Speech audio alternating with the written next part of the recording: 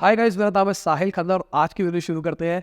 सबसे पहली न्यूज़ है रिलायंस की। तो मार्केट कैप उनकी 19.6 लाख करोड़ पे पहुंच गई। 1 लाख करोड़ रुपया एक दिन के अंदर उन्होंने अपनी मार्केट कैप में ऐड किया है। भाई रिलायंस पिछले कुछ टाइम से बहुत ज़्यादा तेज़ी से बढ़ता हुआ दिखाई दे रहा है। बिजनेस पॉइंट ऑफ व्यू से उन्होंने बहुत अच्छी चीज़ें करी पिछले कुछ टाइम के अंदर, बट अचानक उनके शेयर प्राइसेस अब बढ़ते हुए दिखाई दे रहे हैं। तो अगर इंडियन मार्केट की बात करके चले तो बहुत अच्छी रही, मतलब मजा आ रहा है ना, ओवरऑल मार्केट अच्छे लेवल पे जा रही है। बट अगर हम चाइना की बात करके चले तो एवरग्रैंड के 21% शेयर्स घटते हुए दिखाई दिए हैं। हांगकांग स्टॉक मार्केट में उसको रोकना पड़ गया और बहुत बुरा हाल रहा ओवरऑल, क्योंकि कहानी ये है लिक्विडेशन का ऑर्डर आ गया, भाई कंपनी बंद करने का ऑर्डर आ गया और ये बहुत बड़ी चीज थी। अब लेट्स सी चाइना की मार्केट किस तरीके की जाती है। पिछले कुछ टाइम से हम देख रहे हैं वहां की मार्केट क्रैश करती हुई दिखाई दे रही है। चाइना वाले कोशिश कर रहे हैं उसको कंट्रोल करने की, जैसे शेयर लेंडिंग के ऊपर उन्होंने रिस्ट्रिक्शन लगाई थी, साथ में उन्होंने बैंक्स के रिजर्व को भी कम किया, जिसके चक्कर में मार्केट हल्के से इंप्रूव होती हुई दिखाई दी, बट ओवरऑल मार्केट फिर घटती हुई दिखाई दी। तो मार्केट इंप्रूव होती हुई नहीं दिखाई दे रही है। चाइना की इकोनॉमी भी उतनी ज्यादा तेजी से ग्रो नहीं कर रही है। तो देखने वाली बात होगी क्या होगा फ्यूचर चाइना का। अब अगर इंडिया की ट्रेडिंग ऐप ज़ेरोधा की बात करके चले तो भाई यूजर्स ने 3 महीने में 3 बार सर्विस इश्यूज फेस किए हैं। आज बहुत सारे लोग फ्रस्ट्रेटेड थे, बहुत ज़्यादा दिक्कतें आ रही थी लोगों को अपना अकाउंट चेक करने में, ऑर्डर प्लेस करने में, बहुत कुछ करने में। कुछ टाइम पहले ग्रो के साथ में भी यही हुआ था, तो बहुत सारी कंपनियों के साथ ये दिक्कत आ रही है। बाकी ज़ीरोधा में जो इश्यूज कॉन्स्टेंटली आ रहे हैं, कहीं उसके टेक स्टैक एक्सपोज तो नहीं हो रहा, इसका मतलब ये तो नहीं है। क्योंकि कुछ टाइम पहले हमने सुना था कि उन्होंने जो अपना टेक स्टैक बना रखा है वो सिंगल डेटाबेस के ऊपर बना रखा है, और मैं भी शौक था, मैंने कहा वाह इतना बड़ा ऐप चलाया जा रहा है इतने छोटे टेक सिस्टम के ऊपर। बट क्या जिस तरीके से नंबर्स बढ़ रहे हैं ज़ीरोधा का टेक एक्सपोज हो रहा है?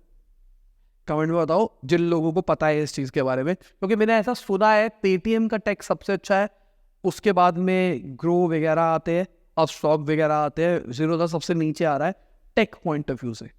ईमानदारी से कमेंट में बताना जो सब यूज करते हैं, या मैं फैन मूवमेंट वाली बात नहीं कर रहा हूँ मैं। बाकी अगर मैं पेटीएम की बात करके चलूँ तो उनके लिए बुरी खबर है, NHAI ने उनको फ्रेश फास्टैग इशू करने से रोक दिया है, क्योंकि वो नॉन कंप्लायंट पाए गए हैं। नॉन कंप्लायंट मतलब वो रेगुलेशंस का पालन नहीं कर रहे हैं, और ये अच्छी चीज नहीं है। बाकी मैं आपको एक अपडेट देना चाहूंगा, हम वर्कशॉप कर रहे हैं 3 तारीख को, जहां पे TS मैदान जी आ रहे हैं और वो और मैं बैठ के डिस्कस करेंगे किस तरीके से पब्लिक स्पीकिंग की जाती है। तो अगर आप भी उस वर्कशॉप को ज्वाइन करना चाहते हैं, नीचे डिस्क्रिप्शन में मैंने लिंक दे दिया है, वहां पर अपनी सीट बुक कर सकते हैं। हम खाली ऑफलाइन ही बुकिंग ले रहे हैं, ऑनलाइन के लिए कोई बुकिंग नहीं है। ऑफलाइन वालों को लंच हमारी तरफ से मिलेगा और फर्स्ट कम फर्स्ट सर्व है, नीचे डिस्क्रिप्शन में लिंक है, आप रजिस्टर कर सकते हैं। अगली खबर जी से है, जो सुभाष चंद्रा जी है उनका कहना है जो प्रमोटर्स है जी एंटरटेनमेंट के अंदर, वो अपने स्टेक्स 26% तक ले जाने का प्लान कर रहे हैं, मतलब 5% और खरीद लेंगे। सुभाष चंद्रा का कहना है कि अगर वो होते ना CEO कंपनी के, तो अभी तक सोनी के ऊपर क्रिमिनल केस कर चुके होते। उन्होंने गलत काम किया है सोनी वालों ने उनके हिसाब से। बाकी सिंपल सी बात भाई, सोनी वालों ने डील के टाइम पे क्लियर कर दिया था कि हम गोइंका फैमिली को नहीं चाहते, हटा दो कोई दिक्कत नहीं है, पर सोनी वालों ने नहीं मानी। तो मेरे हिसाब से कोई गलत सही नहीं है इस मर्जर के अंदर। अब जी वाले पैसा नहीं देना चाहते हैं, सोनी वाला पैसा लेना चाहते हैं, वो प्रॉब्लम है। अगर हम बायजूस की बात करके चले तो बायजूस का भी बुरा हाल ही चल रहा है। $200 मिलियन वो रेज कर रहे हैं राइट इशू से 99% डिस्काउंट के ऊपर, मतलब समझ रहे हो, वैल्यूएशन 99% घट गई बायजूस की। मतलब हम यहाँ पे बात करके चल रहे हैं, लास्ट अगर मई 2023 की बात करके चल रहे हैं, $250 मिलियन इन्होंने क्रेडिट में उठाया था, मतलब लोन पे उठाया था। और लास्ट फंडिंग की बात करके चले अक्टूबर 2022 में इनकी $22 बिलियन की वैल्यूएशन थी। बाकी अगर खबरों की मान के चले तो $225 मिलियन की वैल्यूएशन आ गई है, बहुत ज्यादा घट गई है वैल्यूएशन। अगर देखो बहुत बुरा हाल हो गया बायजूस का। और बायजूस की जो फाउंडर है उन्होंने अपने खुद का पैसा लगाया हुआ है इसमें बहुत टाइम से। पिछले 18 महीने के अंदर जो बायजूस के फाउंडर्स है उन्होंने $1.1 बिलियन कंपनी के अंदर इन्वेस्ट किया है। बहुत बुरा हाल चल रहा है भाई ये तो, मतलब जितना पैसा लगाया 18 महीने में अपने, उसका 1/4 कर दिया।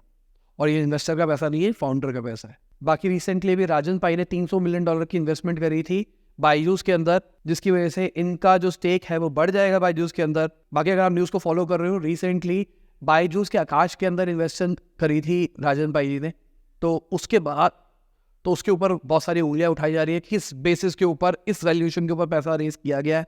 तो बहुत सारे इन्वेस्टर्स कह रहे हैं भाई क्या बातें कर रहे हो, $300 मिलियन रेज करे थे, बायजूस की ओवरऑल वैल्यूएशन नहीं है इतनी लास्ट राउंड, मतलब जो अभी रिसेंटली उन्होंने किया है।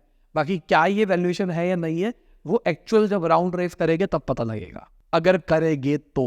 वीडियो में आगे जाने से पहले आपको याद दिलाना चाहूंगा, आपने लाइक का बटन नहीं दबाया है, लाइक का बटन दबा दो, चैनल को कर दो सब्सक्राइब। मैं ऐसी ही डेली बिजनेस न्यूज आपके लिए लाता रहता हूँ। अगली खबर विधि बंसल जी की है, तो उन्होंने फ्लिपकार्ट के बोर्ड को एग्जिट कर दिया है 17 सालों में। अगर हम बात करके चले 2018 के अंदर वॉलमार्ट ने 77% स्टेक एक्वायर किया था फ्लिपकार्ट का $16 बिलियन के अंदर। अगर हम फाइनेंशियल ईयर 23 की बात करके चले तो 28% मार्केट शेयर है फ्लिपकार्ट का, और वैल्यूएशन की बात करके चले तो $30 बिलियन की वैल्यूएशन हो चुकी है। अभी रिसेंटली विधि बंसल ने अपनी खुद की नई कंपनी शुरू करी है ओपन डोर करके, जो कि ई कॉमर्स पे ग्रो करने के लिए जो D2C ब्रांड्स हैं उनको मदद कर रही है, एक SaaS प्लेटफॉर्म बना रहे हैं। अगली खबर ब्लू स्मार्ट की है, जो कि ओला का कॉम्पिटिटर है।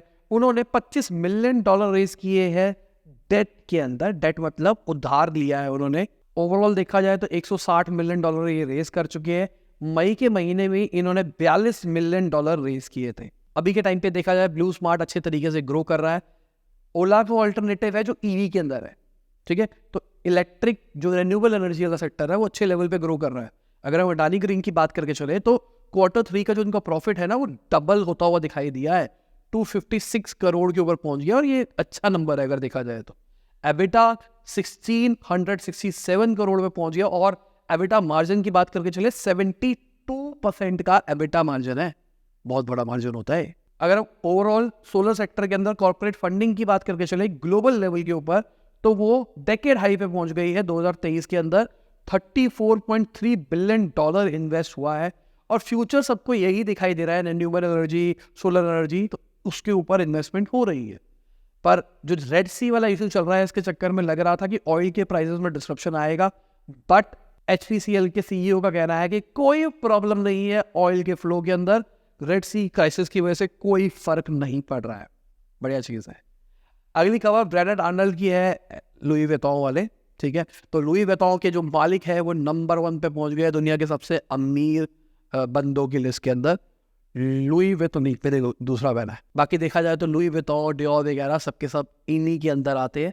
और दूसरी साइड पे अगर हम टेस्ला की बात करके चले, उनके रिजल्ट सही नहीं आए, उनकी मार्केट कैप घटी है, तो इसके चक्कर में ब्रैंडेड आर्नल्ड स्ट्रॉन्ग दिखाई दे रहे हैं। पिछले कुछ टाइम में हमने देखा है लोग लग्जरी के पीछे ज़्यादा भाग रहे हैं, तो लग्जरी के पीछे ज़्यादा भाग रहे हैं तो उनका ब्रांड मेंटेन है, बट दूसरा ब्रांड घटा तो ऊपर आ गए। अगर हम साइंस एंड टेक्नोलॉजी मिनिस्टर की बात करके चले तो उनका कहना है जम्मू एंड कश्मीर इंडिया का नया एग्रीटेक स्टार्टअप हब बनता हुआ दिखाई दे रहा है। मेरे लिए शॉकिंग था ये पर्सनल लेवल पे जब मैंने न्यूज़ पढ़ी। अभी रिसेंटली ही वहाँ सारी बाउंड्रीज ओपन हुई है और वहाँ एग्रीटेक का हब बन रहा है। This is mind blowing. अब ये ना हो कि भाई जम्मू कश्मीर मॉडर्नाइजेशन के चक्कर में वो नॉर्मल सिटीज़ की तरह हो जाए, जैसे हमने बहुत सारे हिल स्टेशन वगैरह का देखा है, वैसा सीन ना हो। बाकी मैं चाहता हूं कि हर जगह पे डेवलपमेंट होनी चाहिए। अगली खबर बजाज फाइनेंस की है, तो Q3 का जो उनका नेट प्रॉफिट है वो 22.4% बढ़ता हुआ दिखाई दिया, 3639 करोड़ के ऊपर पहुंच गया। अगर हम गेल की बात करके चले तो Q3 का जो उनका नेट प्रॉफिट है वो 10 गुना बढ़ता हुआ दिखाई दिया है। रेवेन्यू फ्लैट रहा है पर प्रॉफिट बढ़ा है, 2843 करोड़ के ऊपर पहुंच गया। अब मैं यहाँ पे आपसे सवाल पूछा हूँ, कमेंट के अंदर बताओ, रेवेन्यू फ्लैट मतलब रेवेन्यू तो उतना ही है, प्रॉफिट 10 गुना बढ़ गया, ऐसे कैसे, ऐसा क्या हो गया भाई 10 गुना प्रॉफिट बढ़ गया? नीचे कमेंट सेक्शन के अंदर बताओ। अगली खबर हमारी गवर्नमेंट की है, तो वो जल्दी ही digital service for all consumer court निकालने वाली है। मतलब कंज्यूमर कोर्ट का जितना भी काम है वो डिजिटली हो पाएगा। अच्छी चीज़ है। और क्या आपने कंज्यूमर कोर्ट का यूज़ किया है फिर नहीं किया?